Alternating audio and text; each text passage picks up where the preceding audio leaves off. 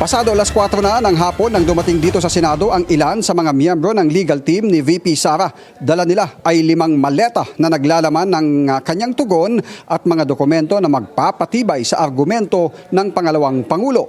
Pinangunahan ni Attorney Michael Powa ang OVP legal team na naghatid sa Senado ng reply to the writ of summons. Dapat ay nitong weekend pa napaso ang 10 days na deadline ng impeachment court para mag-reply ang Vice President. Pero dahil pumatak nga sa weekend, nasa rules ng impeachment court na ang magiging deadline ay ang kasunod na Lunes. Dumiretso sila sa 6th floor ng Senate building kung saan ang opisina ni Senate Secretary Attorney Jose Luis Montales na siya ring nagsisilbing clerk of court ng impeachment court. Matapos maisumite ang kanilang tugon sa impeachment court ay nagpaunlak ang legal team ni VP Sara na sagutin ang ilan sa mga tanong ng Senate media.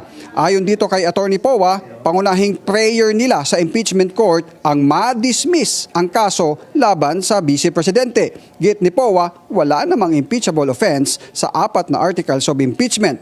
Kanila ring hiniling na huwag tanggapin ang mga ebidensyang isinumite ng House of Representatives.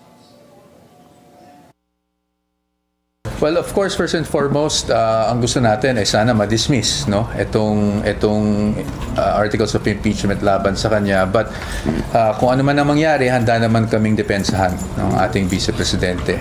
We really just set forth, yung nasabi ko nga kanina, yung defenses ng Vice President, yung nakita nating mga infirmities kahit dun sa naganap na Committee on Justice proceedings, no? Isa na dyan, syempre, yung sinasabi natin na wala namang ebidensyang attach sa mga impeachment complaints at yung mga ebidensya umano na inilabas lamang o nakalap lamang doon sa committee proceedings after we have already filed their answer before the Committee on Justice.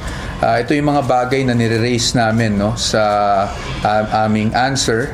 At maliban doon, in-address din namin, no, yung bawat article, yung mga allegations sa bawat article, in-address din namin yan sa aming sagot.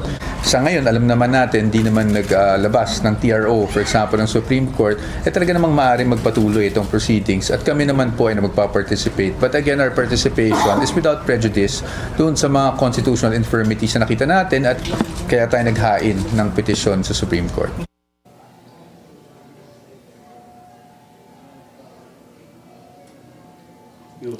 Bago sila magtungo rito sa Senado ay pinareceive muna ang kopya para sa House Prosecution Panel at may 5 araw naman ang House Prosecution para magkomento sa tugon ni VP Sara.